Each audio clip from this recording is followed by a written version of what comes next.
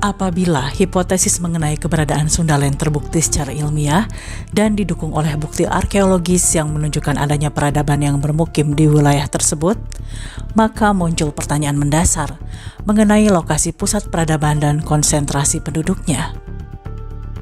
Apakah pusat aktivitas manusia purba tersebut berada di kawasan Gunung Padang? Ataukah di sepanjang sistem sungai purba yang kini berada di wilayah Teluk Thailand? Atau mungkin di kawasan Bali dan Jawa yang diduga pernah terhubung melalui struktur daratan atau jembatan alami pada masa lalu. Jadi kalau kita bicara apakah ada satu wilayah yang cocok untuk berkembangnya satu populasi dan peradaban ya di Sundaland.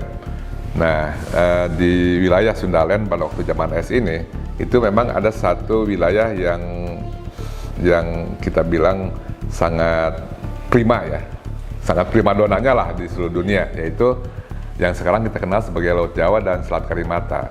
Jadi waktu zaman es kan Laut Jawa dan Selat Karimata itu merupakan satu dataran ya, yang dialiri oleh sungai yang sangat besar, seperti Sungai Nil besarnya, itu mengalir di tengah-tengah Laut Jawa, dan kemudian juga di Karimata ada yang dia bermuaranya ke arah Laut Natuna dan Laut Andaman. Jadi wilayah itu dulu amat sangat subur, amat sangat indah. Kemudian cabang-cabangnya sungai itu masih bisa kita lihat sekarang sebagai sungai-sungai besar, Sungai Mahakam, Sungai Citarum, Sungai Kapuas dan sebagainya. Nah dulu itu bermuaranya semua di sungai besar yang ada di Laut Jawa dan Selat Karimata sekarang gitu ya. Dan kita bisa bayangkan bahwa di sekitaran dataran itu kan pegunungan, gunung-gunung api, kemudian banyak sekali sumber daya alamnya. Dan lembah itunya sendiri juga udah luar biasa.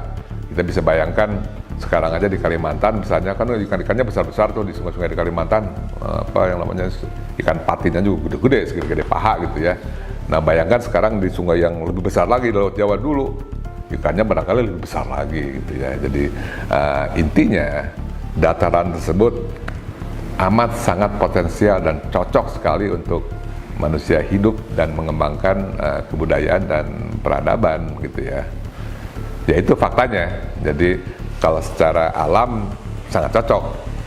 Kalau masalah peradaban ya itu yang harus kita cari, kita eksplorasi.